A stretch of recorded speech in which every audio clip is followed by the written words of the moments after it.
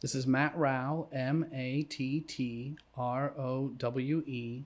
and I'm the chairman of the City of Evansville Commission for Historic Preservation. Okay, you want that title as opposed to the Reitz home? I think so, yeah. I'm good with whatever.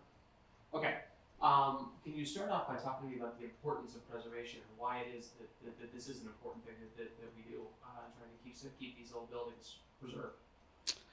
We've already lost so many of our important historic buildings in Evansville, and the ones that are left, it is more important than ever that we preserve them because they are what makes our city unique, and they are what keeps us from becoming a city that has nothing to offer but urban sprawl. Talk to me about some of the buildings that you think are, I guess, the most important, and again, just why for historic reasons also that it is important that we keep them around. What we would lose if they weren't here. What would we lose if they weren't here? In terms of that sense of our history.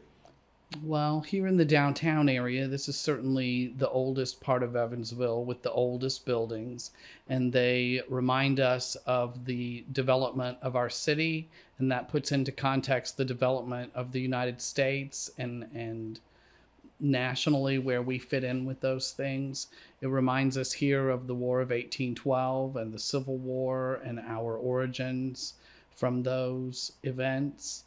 Here in the downtown area, we've lost a lot of the buildings, the train station, for example.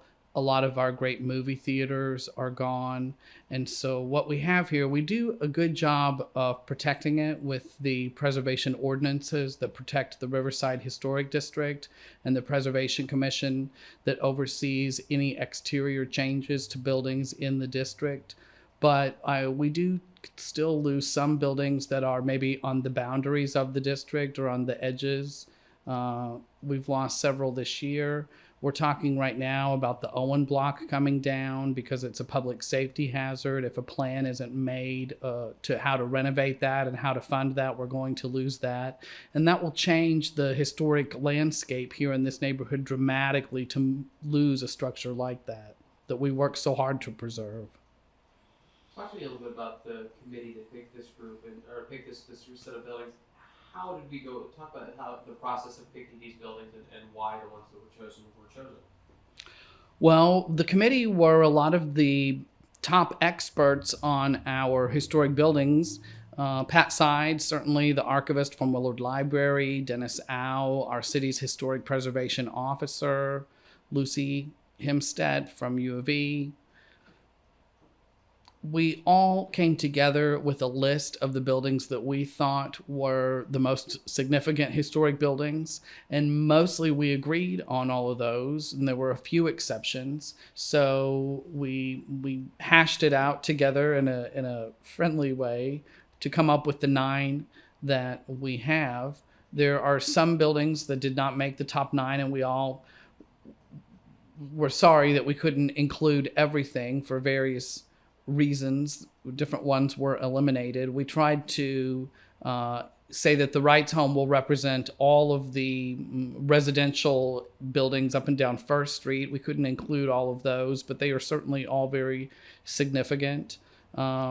We talked about various historic churches, which also are some of our most significant historic buildings. Trinity United Methodist, certainly St. Boniface, and St. Paul's Episcopal right across the street from the Reitz home here are very old buildings.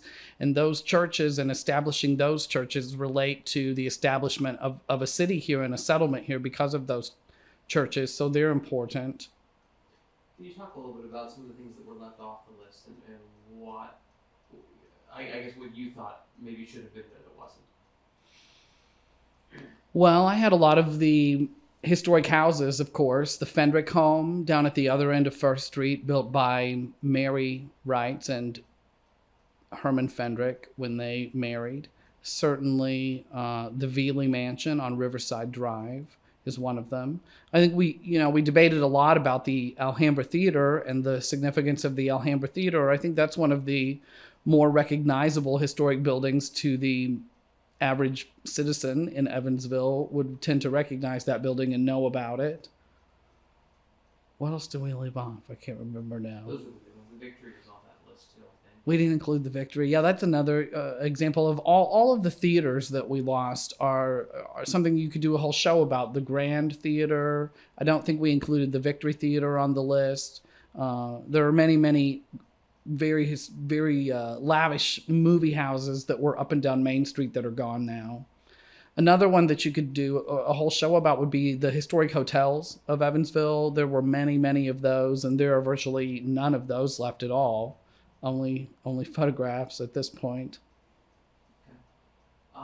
Talk to me a little bit about this building. Why is the Reitz home A, historically significant to begin with, and B, on this list?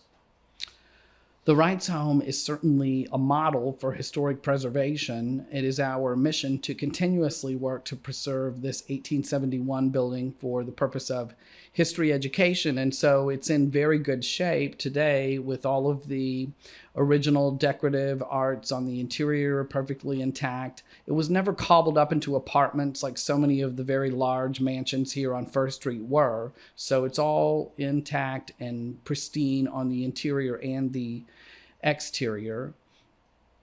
The Reitz Home Museum is historically important because it was the home of the Reitz family, John Augustus and Gertrude. The Reitz family and then the second generation of their family to live here were some of the most prominent Catholic people in Evansville. They were certainly some of the wealthiest people here in Evansville. By the beginning of the 20th century, they gave away staggering sums of money. Their philanthropy is so well known even today because of the high schools in Evansville, the two high schools that bear their name. There are their monuments in St. Joseph Cemetery, which are very significant funerary monuments. In all of the United States, they're some of the most significant today.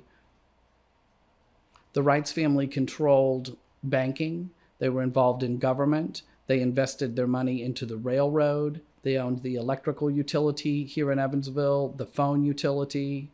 All the money started with the Reitz and Sons lumber mill, which was about where Mulzer Crushed Stone is now situated. And they could float their lumber products up and down the Pigeon Creek there to the Ohio River for transport. They operated continuously throughout the Civil War and became spectacularly wealthy after the war with the Reconstruction in the South. Talk to me a little bit about, kind of give me a history lesson of this building. Well, when John Augustus bought this lot, there was a smaller house here, and they tore it down, and they started building this house in 1870 in the French Second Empire style. And the French Second Empire style that is seen here is distinguished by the mansard roof, the steep part of the roof that has the slate on it that makes it look like a rooftop in Paris or something like that, designed by Francois Mansard. They moved here with 8 of their 10 children. 2 of them were already married. Lived here until 1923 when Christina Reitz died here in this room. And then after that, the Fendrick nieces and nephews who inherited the house gave it to the Catholic diocese as a gift. And the diocese used the house through the 1940s. It was under the control of the Daughters of Isabella, and they rented out rooms to women who came from rural areas to work in wartime. When the Diocese of Evansville was created in the 50s, Bishop Gremmelsman moved here into the Reitz home and lived here until he died. And he also conducted all of the business of the diocese here in the Reitz home. I told you Christina died here in this room. When the bishop lived here, this room was used as a chapel where he would have his daily services. In 1974, after the death of Bishop Gremmelsman, the house was needing a lot of repairs, and the Preservation Society was formed for the purpose of running a museum here. And the diocese gave the house as a gift to the Preservation Society. And through the 70s and the 80s, they did massive renovation projects here. They raised lots of money and restored everything to the pristine condition that it's in today. We now welcome students here throughout the year who have a history lesson that they don't get in a history book or in a classroom. And it's very exciting to take those students. They love it. Okay. What are some of the sort of unique characteristics? You mentioned the roof, the mansard roof. Are there other unique characteristics within the building that you think are worth highlighting and noting? Well, when you're in the Reitz home, we have many original furnishings that belong to the family. We have Reitz family silver. We have a wonderful collection of family portraits of the Reitz and of the Fendricks and the Holmans. And there are hand-painted ceilings in many of the rooms, elaborate 19th century decor. There's also a very clearly delineated part of the house for the people who worked here. There's very much an upstairs, downstairs thing going on here. There were as many as 15 people at a time who worked here in the Reitz home, and they were also living here, living on the property. Our carriage house is unique. We have a carriage in our carriage house. There used to be a stable back there where horses lived and men who took care of horses and drove carriages. Later, a Rolls Royce lived in the carriage house back there. Maybe it was a garage then instead of a carriage house at that point by the 1920s. And we have pictures of the car.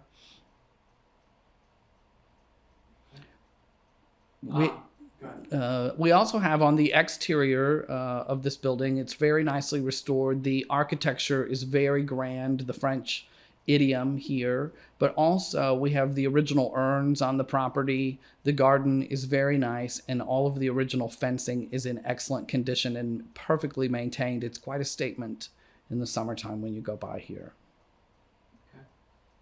Anything else you want to say about this building? I could just go, I could go on and on and on. Anything else that I need to do? What do you want to say about it? We'll walk around and look at stuff later, I guess. Yeah. Okay. Let's talk about the old courthouse. Why is the old courthouse on this list? The old courthouse is what we decided is the number one most significant historic building here in Evansville. It certainly dominates the skyline here downtown. We have seen it go from being in great disrepair to what is happening there now. There seems to be a lot of public interest in it. The Bar Association has done an exquisite restoration of the old courtroom upstairs, which is now back in use as a courtroom. The former Wedgwood room has been completely restored and is certainly one of the most spectacular venues in Evansville to host an event or a wedding reception or something now, the way that that's been done. The Old Courthouse Foundation has made big strides in recent years and even this year in restoring that building, and they've continued to work on it. It certainly is our only dome here in the historic district that I know of, and it's in great condition these days. It looks great when you're in there. How about the Holman building? The Holman building is certainly our best example of Art Deco architecture here in Evansville. The Greyhound is the other one, but the Holman building is in much better condition and certainly still in use, unlike our Greyhound station. The Holman building is named for the Holman family in Terre Haute, who were descendants of the Reitz family here in Evansville, and their name is certainly known statewide. Rose Holman Institute bears their name. I believe that they still own the Holman building. Now that building is being used now as retail and offices. Steve Sanders is in there, and the barber shop, and I know lots of people that rent offices there. Okay. Is that on our list, the Holman? Yeah, it's number 9. Oh, good. Then you're going to go photograph it. It's so nice. It's going to look great. It'll look great on camera. Talking about the Greyhound, we started into that. Why is the Greyhound on this list, and what is the historical significance of that space? There seems to be such public interest right now in our Greyhound station and so many good ideas about what to do with it. The Greyhound station is a typical Greyhound station of its time. They were designed by an architectural firm in Louisville all over the United States, and a great many of them are gone. A few of them have been reused, as we hope to do with our Greyhound station. I can remember taking a bus from there when it was still open, and it was so seedy, maybe in the early 80s. But to see it restored to its former glory with the glazed panels that clad the outside of it and the neon sign would be a great enhancement for our downtown area. It supposedly is the only sign that still has the running Greyhound that works where the Greyhound looks like he's Right. running. Can you give me any kind of a history lesson on that building, or do you know? William Stuart Hall. Arrowsmith is the architect, and initially when they built it, it was supposed to be a movie theater, and I think that they went bankrupt, and then the Greyhound Company decided to use it as their new bus depot here in Evansville. Fair enough. There have been a lot of different. There have been talks many different times about restoring that building in different ways since even at the time that I've been in Evansville, since 2001. Can you talk a little bit about what some of those efforts have been and why nothing has happened? Well, there were a lot of problems with the pollution around the building, that the buses coming and going had polluted the ground around the building, and it's extremely costly to fix that. And I believe that they have cleaned all of that up around the building. And then there was an issue with perhaps the ground under the building being polluted under the foundation, and how to fix that. And I believe that that also is taken care of now. And so finally, they're ready to move forward with proposing some sort of reuse and restoration, and how to fund that. Probably a public-private partnership. Indiana Landmarks is involved, I'm sure you know. Can you talk a bit about Olmsted Hall at UE? Well, I like to always point out about U of E that there was a great effort here in Evansville to bring a college here, to have a college based here in Evansville, and bonds. There was a bond issue to fund that coming here to Evansville. It was very controversial, just like we seem to have now when we propose these sort of big things in our community. And it was Francis Joseph Reitz that bought all of the bonds and put an end to that, and Evansville College began. Okay. That's not really about Olmsted Hall. I don't know what actually, to we're talking tell you about UE, it. so it's Willard Library. What would I say about Willard that Greg and Pat didn't? I don't know, not You can talk much. about why it's important. Well, Willard Library is it's an Italian Gothic structure, and certainly that in itself makes it unusual here in the landscape of historic buildings. It was funded by Willard Carpenter, and it was built for the purpose of being a library. Sometimes I think maybe people think it was his home, but it's not. It was built to be a library. His home certainly was where WNIN is in the Carpenter House.